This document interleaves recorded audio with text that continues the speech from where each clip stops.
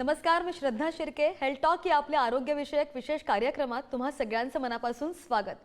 मूळ व्याधावरील आधुनिक उपचार हा आपला आजचा महत्त्वाचा विषय असणार आहे आणि त्याच विषयी बोलण्यासाठी आपल्यासोबत डॉक्टर संदीप अगरवाल आहेत. डॉक्टर नमस्कार. नमस्कार. आपण डॉक्टरांची बरीच चर्चा करणार आहोत, त्यांना बरेच प्रश्न विचारणार आहोत. मात्र त्या अगोदर डॉक्टरांचा थोडंसं परिचय करून देते मी आणि नंतर आपण प्रश्नांना सुरुवात करूया. डॉक्टर संदीप अगरवाल हे MBBS MS जनरल सर्जन आहेत. त्यांचे वैद्यकीय शिक्षण मिरज येथील मेडिकल कॉलेजमध्ये झालंय. डॉक्टर संदीप अगरवाल हे महाराष्ट्रातीलच नव्हे तर भारतातील सुद्धा प्रसिद्ध पाईल्स सर्जन आहेत. त्यांनी पश्चिम भारतामध्ये सगळ्यात पहिले पाईल्स, फिशर, फिस्तुला या आजारावर BEIM या टेक्नॉलॉजीद्वारे क्रांती घडवून आणली आहे. त्यांना या क्षेत्रामधील खूप मोठा अनुभव आहे आणि त्यांच्या कामगिरीसाठी त्यांना अनेक पुरस्कारांनी गौरवण्यात आलेला आहे, सन्मानित करण्यात आलं आहे. ज्यामध्ये award of excellence in best चिकित्सक at New Delhi, health care excellence award पुण्याचे खासदार माननीय गिरीशजी बापट सर यांच्या हस्ते, महाराष्ट्र गौरव पुरस्कार for health care excellence in surgery माननीय नितीनजी गडकरींच्या हस्ते मुंबईत देण्यात आला. हेल्थ केअर अवॉर्ड राज्याचे कॅबिनेट मंत्री नवाब मलिक यांच्या हस्ते प्रदान करण्यात आला. तसंच health icon of Pune award हा कॅबिनेट मिनिस्टर श्री सतेज पाटीलजी यांच्या हस्ते मिळालेला आहे. सरांबद्दल जितकं सांगावं तितकं खरं तर कमीच आहे आणि अशाच व्यक्तिमत्वाकडून आपण आज पाईल्स, फिशर, फिस्तुला विषयी मार्गदर्शन घेणार आहोत. सर, पुन्हा एकदा आपलं स्वागत आणि वेळ न घालवता मी थेट प्रश्नांकडे वळते.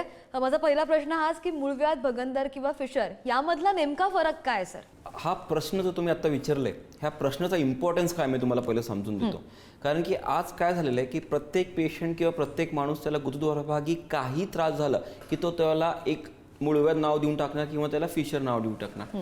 ह्याच्याने काय व्हायला लागलं की ट्रीटमेंट पण त्याची व्यवस्थित होत नाही आणि तो पेशंटचं निदान होत नाही व्यवस्थित आणि तो पेशंट असं सारखा वेदना सहन करत राहतोय. मूळव्याध, भगंदर, फिशर हे तिन्ही आजार वेगळे आहेत. ह्यांची तिघांची डेफिनेशन वेगळी आहे, तिघांची लक्षणं वेगळी आहेत, तिघांची ट्रीटमेंट वेगळी आहे. सर्वात पहिलं मूळव्याध. मूळव्याध जेव्हा आपले गुदद्वारे भागी जे मूळ असते किंवा जे रक्तवाहिनी असते किंवा जे नसा असतात, जेव्हा त्यांची व्याधी होते किंवा जेव्हा त्यांना सूज चढते त्याला आपण मूळव्याध असं म्हणतो. इंग्लिशमध्ये त्याला आपण हिमरॉइड्स, म्हणजे हिमा म्हणजे रक्त, रॉइड्स म्हणजे वाहणे, म्हणजे त्याला रक्त जर का गुदद्वारे भागी जात असेल त्याला आपण हिमरॉइड्स म्हणणार. आणि सेम टायमिंगला आपण त्याला पाईल्ससुद्धा बोलतो. पाईल्स म्हणजे एखादा त्या जागेला बोळा तयार होणे, लॅटिन लँग्वेजमध्ये त्याला पाईल्स म्हणतात. म्हणजे एखादी गाठ तयार झाली किंवा कोंब तयार झाला किंवा चुंबूळ तयार झाला तर त्याला आपण पाईल्ससुद्धा म्हणतो. हिंदीमध्ये त्याला बवासीर म्हणतात. पाईल्स, बवासीर हे सगळे एकच गोष्टी आहेत. दुसरा महत्त्वाचा भाग आहे जो आहे तो आहे फिशर. फिशर म्हणजे जसं पाहायला आपल्या चीर किंवा भेग पडतं तसं गुदद्वारे भागी तर एखादी छोटीशी चीर पडली तर त्याला आपण फिशर असं लेबल करतो. तिसरा जो आजार आहे तो आहे भगंदर किंवा फिस्चुला. त्याच्यामध्ये काय होतं आहे, गुदद्वारे भागी पेशंटला काहीही त्रास नसतो. जो अवतीभोवती भाग आहे गुदद्वारे भाग, जो मळ त्यागण्याचा जो शेजारचा भाग आहे त्या जागेमध्ये त्याला एखादं बेंड येणे किंवा करट येणे. जेव्हा तो करट पिकणार तर तो करट फुटणार. तो फुटला की त्याच्यातून पस जो आहे तो सगळा बाहेर आला की त्याला आपण फिस्चुला असं डायग्नोसिस म्हणतो. म्हणून हे तिन्ही आजार वेगळे आहेत. तिघांचं सगळं काही टोटली डिफरंट आहे. तिघांचा एकमेकांशी संबंध नाही आहे. म्हणून असं नाही आहे की आजची स्टेजिंग माझी फिशर झाली की उद्या मला पाईल्सला होणार आणि पाईल्स झालं की मला फिस्चुला होणार, असं काही सुद्धा नाही आहे. प्रत्येक सेपरेट एंटिटी आहे. अगदी नाही, बरोबर आहे. तिन्ही आजार खरं तर वेगवेगळे आहेत सरांनी सांगितल्याप्रमाणे. कारण की सर खूप कन्फ्युजन असतं आणि बऱ्याच लोकांना हे माहिती सुद्धा नाही आहे. तुम्ही खूप सविस्तर विश्लेषण केलं आहे. पण सर आता मी पुढे जाते, म्हणजे याची नेमकी लक्षणं किंवा कारणं कोणती आहेत, त्याचं मूळ काय, कुठून आजाराला सुरुवात होते? सर्वात इम्पॉर्टंट म्हणजे तिघांची लक्षणं वेगळी आहेत. थोडेफार लक्षणं जे आहेत ते ओव्हरलॅपिंग आहेत, पण लक्षणं सगळ्यांची जर का लक्षणं काय इम्पॉर्टंट आहे, जो त्रास सहन करतोय त्याला पण माहीत असायला पाहिजे की तो काय त्रास सहन करतोय. आणि जेव्हा तुम्ही डॉक्टरला तुमचे लक्षणं सांगता तर डॉक्टरला त्या डायग्नोसिस करण्यात मदत होते की तुमचे लक्षणांवरूनच आपण डायग्नोसिस म्हणजे निदान तुमचं होऊ शकतंय.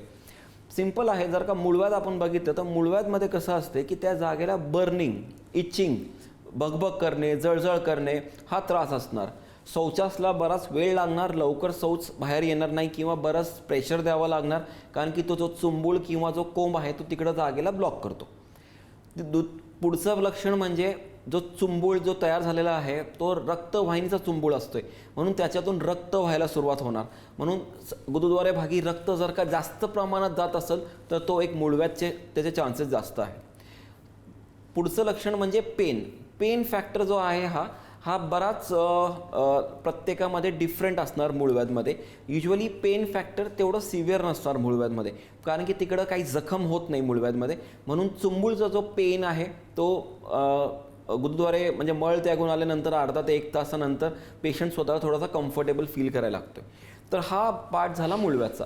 आता फिशरचा आपण जर का बघितलं तर फिशरमध्ये पेन प्रचंड असणार आहे. त्याला excessive pin prick sensation pain असणार की त्या जागेला एखादा कट पडल्यानंतर जेव्हा तो शौचास जातो त्या टायमिंगला तो जो चीर पडलेली आहे ती चीर अजून फाकली जाते आणि त्याच्यामुळे ते पेन अजून वाढतो मळ टाकताना आणि त्याच्यानंतर बराच वेळ तो राहतो. तो पेन फॅक्टर जास्त आहे. आता जसं मी सांगितलं की फिशरमध्ये फक्त एक चीर आहे, म्हणजे ती छोटीशी एक जखम आहे पण ती भरत नाही आहे, म्हणून त्या छोट्याशा जखमेतून जास्त रक्त काय जाणार नाही, म्हणून किरकोळ रक्त वाहणार त्याच्यातून. म्हणून त्याच्यातून फक्त एखादा ड्रॉप किंवा मळला जो आहे तो चिटकून रक्त येणार, म्हणून ब्लिडिंगचं प्रमाण जो आहे तो कमी असणार आहे. बर्निंग, इचिंग आणि पेन फॅक्टर हे दोघांमध्ये कमी जास्त होत राहणार आहे. तिसरा जो डिझीज आहे आपला तो आहे फिस्चुला. फिस्चुलामध्ये गुदद्वारे भागी काहीच जळजळ नाही आहे, भगभग नाही आहे, ना पेन आहे गुदद्वारे भागी आत, काही हे सगळं लक्षण नाही आहे. त्याच्यामध्ये काय असतात, जसे आपले घड्याळाचा आकार असतो, आपण काटे 1, 2, 3, 4, 12पर्यंत असतात, तसे त्या गुदद्वारे भागी जर का आपण त्यांना घड्याळ टाईपनं जर का आपण बघितलं त्याला, तर कुठल्याही 1 o'clock, 2 o'clock, 3 o'clockला एखादा छोटासा बेंड जो आलेला आहे तो बेंड आला की वेदना होणार गुदद्वारे भागीचं बाहेर. त्या टायमिंगला तो कशाने होणार, तो जो बेंड कशाचा असणार आहे, पस असणार. पस असला की बॉडीमध्ये इन्फ्लमेशन होणार, इन्फ्लमेशन झाला की त्याच्यातून पेशंटला जो आहे तो ताप येणार. तर म्हणून पेन पण असणार आहे, ताप पण येणार आहे. सर्वात इम्पॉर्टंट फिस्चुलाचा जो पार्ट आहे तो मध्ये फिस्चुला असं नाही की तो बरेच दिवसापासून त्याला फिस्चुला आहे म्हणजे घेऊन फिरतोय किंवा गाठ आलेली आहे. त्याला आत्ता रिसेंटली झाला असणार आहे तो, म्हणजे 2-4 दिवसामध्येच त्याला तो त्रास झालेला आहे. तसंच मूळव्याध फिशरचा पेशंट बरेच वर्षानुवर्ष तो त्रास सहन करत जातोय. हा डिफरन्स आहे. फिस्चुला एकदम लगेचच्या लगेच तुम्हाला म्हणणार की 2 दिवसापूर्वी तो मी एकदम नॉर्मल होतो, आत्ता मला फिस्चुला झाला आहे. तर हे सविस्तर सगळ्यांची लक्षणं वेगळी आहेत, म्हणून आपल्याला निदान करायला ते सोपं पडतं जर का लक्षणं आपल्याला माहीत असली. नाही, बरोबर आहे. मूळव्याध झालं किंवा भगंदर झालं किंवा फिशर झालं, बरं त्याची कारणं कुठून आहेत, त्याची सुरुवात कुठून होते, डॉक्टर आपल्याला खूप सविस्तरपणे समजवतात. बरं डॉक्टर, हा जो आजार आहे तो बराच पेनफुल आहे जसं तुम्ही म्हणालात, त्याच्यावर उपाययोजना पण नक्कीच असणार. तर त्याच उपाययोजनांकडे मी येते आता. हे तिन्ही जे आजार आहेत, मूळव्याध असू दे किंवा भगंदर असू दे किंवा फिशर असू दे, ते न होण्यासाठी आवश्यक त्या उपाययोजना कोणत्या करा किंवा कोणत्या पद्धती अवलंबल्या जातात? सिंपल आहे. हे न होण्यासाठी आपल्याला इट्स व्हेरी सिंपल.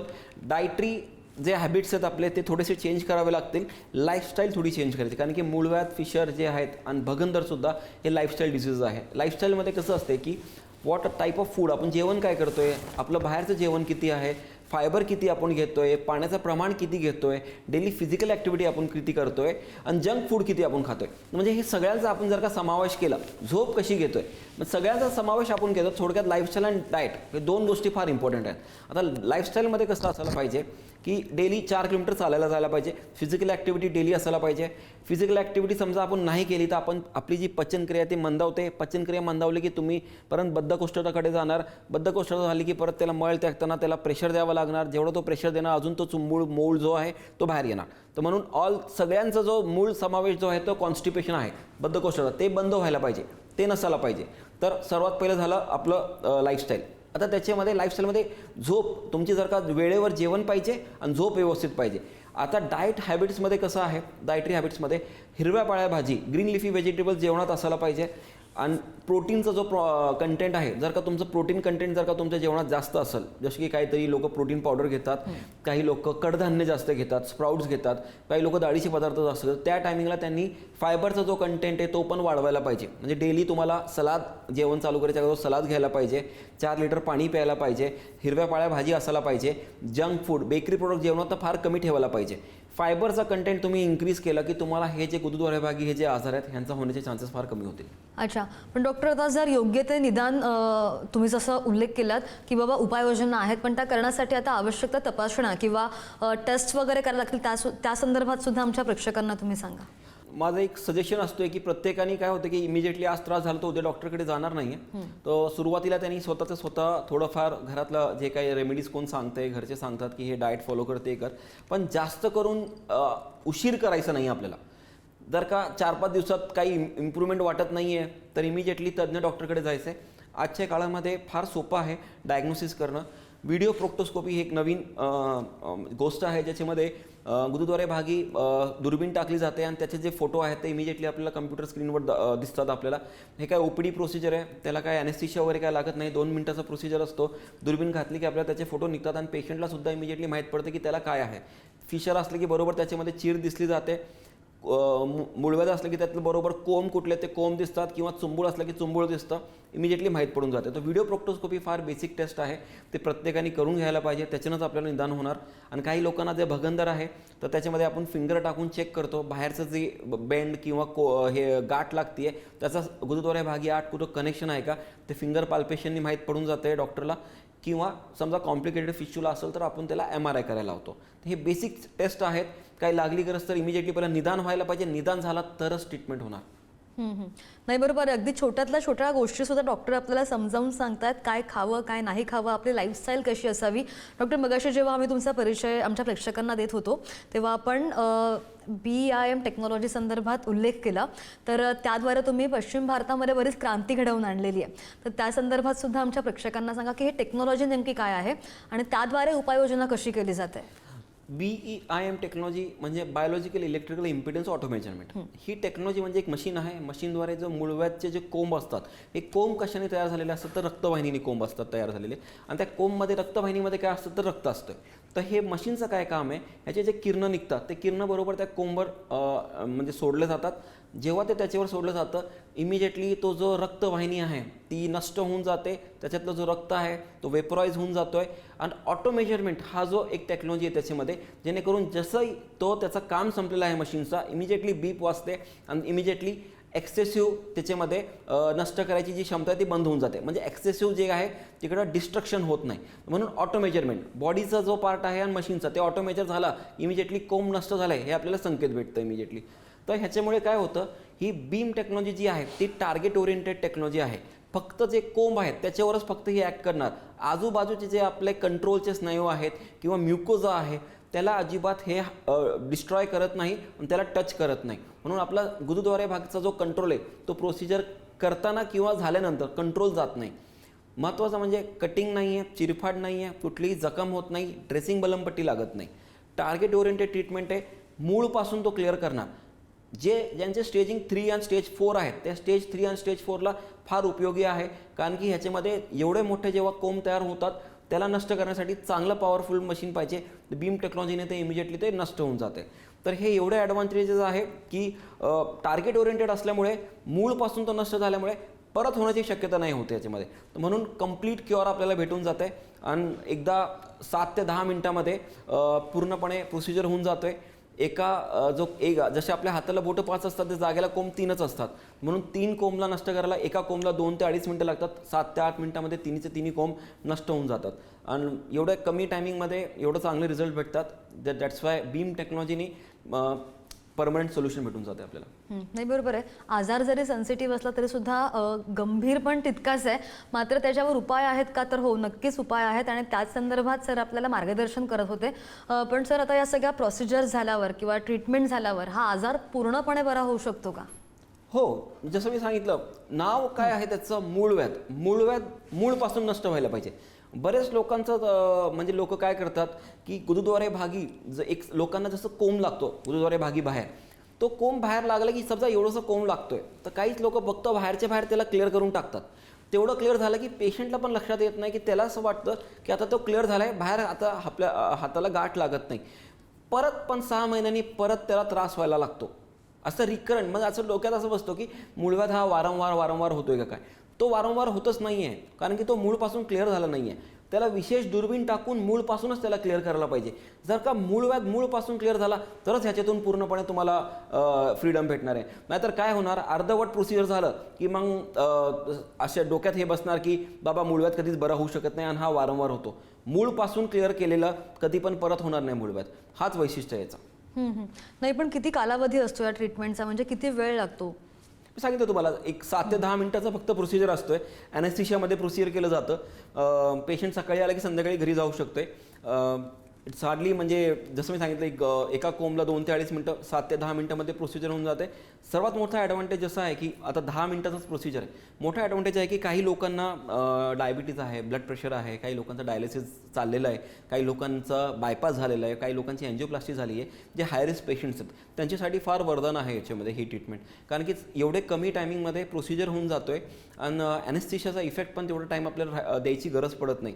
तर जर का पेशंटचं फिटनेस वगैरे भेटलं आम्हाला, तर आम्ही ते हाय रिस्क पेशंटचं पण ऑपरेट होऊ शकते. मेन ॲडव्हान्टेज आहे की 10 मिनटातच प्रोसिजर होणं हा फार इम्पॉर्टंट पार्ट आहे. ॲनेस्थेशियाचा पण त्या पेशंटवरती परिणाम जास्त होत नाही आणि लवकर त्याच्यातून बाहेर पडून जातो.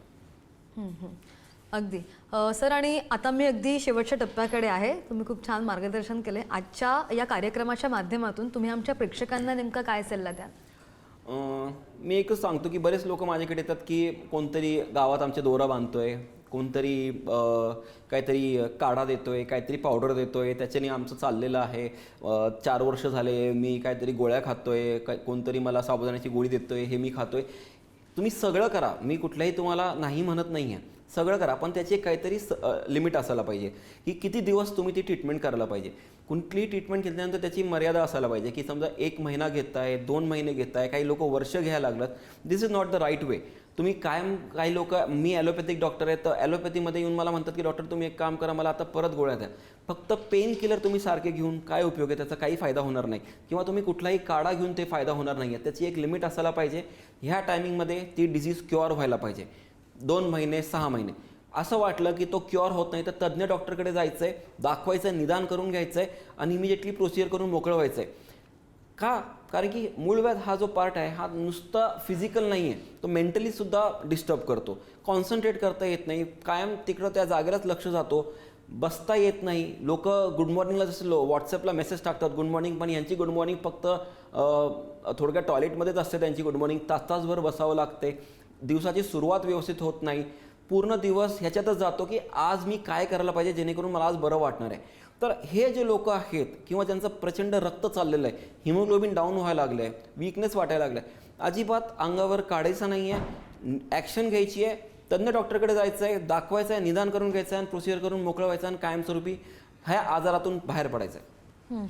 डॉक्टर, एक शेवटचा प्रश्न विचारते. आता तुम्ही जो बोललात की आजार हा बराच गंभीर आहे, पण आता काही लोक असतात जी डॉक्टरकडे जायला घाबरतात, म्हणजे दिवस वाढत जातात पुढे, त्यामुळे डॉक्टरकडे तर जात नाही, पण गुगलवर ते काहीतरी सर्च करून की बाबा ही गोळी मागवतो, ती गोळी मागवतो, मग ते किती गंभीर असू शकतं? मी तेच आता सांगितलं की तुम्ही हेच सांगितलं की ते हे कोणतरी मला सजेशन हे देते, ते तुम्ही कुणाचाही सल्ला जर का घ्यायचा तर तो पहिली गोष्ट तज्ज्ञ असायला पाहिजे. तज्ज्ञ नसल्या माणसाचा अजिबात सल्ला घ्यायचा नाही आहे.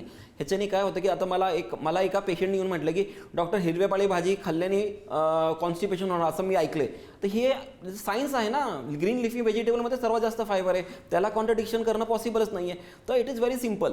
तज्ज्ञ माणसाकडनं जर का तुम्ही सल्ला घेतला, तज्ज्ञ माणसाकडनं तुम्ही जर का ट्रीटमेंट घेतली तर तुम्हाला कधीच त्रास होणार नाही. पण तुम्ही कुणाचाही जर का ऐकणार असाल, आजच्या काळामध्ये सोशल मीडिया आहे, बरेच प्लॅटफॉर्म्स आहेत, कोणीही तिकडे येऊन मार्गदर्शन करू शकतो, पण ते खरं तो तज्ज्ञ आहे का नाही जर का हे तुम्ही चेक नाही केलेलं आहे आणि तुम्ही त्याला फॉलो केलं तर डेफिनेटली शरीराची आपली हानी होणार आहे, हे लक्षात ठेवायला पाहिजे. सर, आणखी एक विचारायचं होतं, काय काय पद्धतीने आता उपचार होतात आणि हीच टेक्नॉलॉजी तुम्ही का निवडली आहे? हे बघा, मी बरेच टेक्नॉलॉजीनी मी प्रोसिजर केलेत.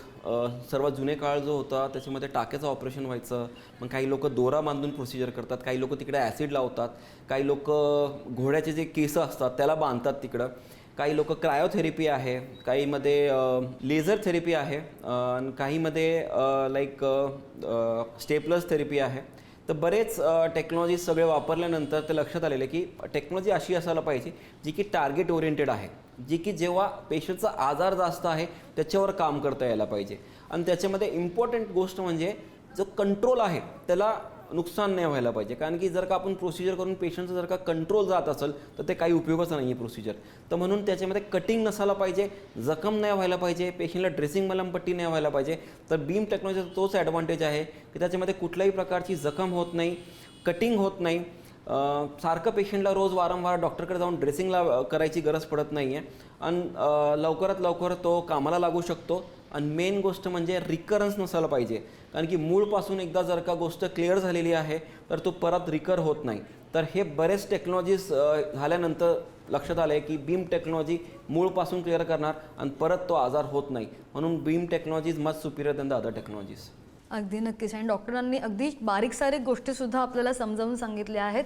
काय खायला पाहिजे, काय नाही खायला पाहिजे, आपल्या आहारामध्ये काय असायला पाहिजे, परत आपण योग्य सल्ला डॉक्टरांचा कसा घेतला पाहिजे, किती दिवसांमध्ये डॉक्टरकडे गेलं पाहिजे, हे सुद्धा डॉक्टरांनी सांगितलं आहे. बरं, त्यांची जी ॲडव्हान्स टेक्नॉलॉजी आहे त्याद्वारे अगदी अचूक उपचारसुद्धा त्यांच्याकडे होतात. त्याचा कालावधीसुद्धा फारच कमी आहे. तुम्हाला सुद्धा तर टेक्नॉलॉजी अनुभवायची असेल किंवा त्याद्वारे उपचार घ्यायचे असतील तर आमच्या स्क्रीनवर खाली जो नंबर आहे त्यावर तुम्ही डॉक्टरांशी संपर्क साधू शकता, त्यांची अपॉइंटमेंटसुद्धा घेऊ शकता.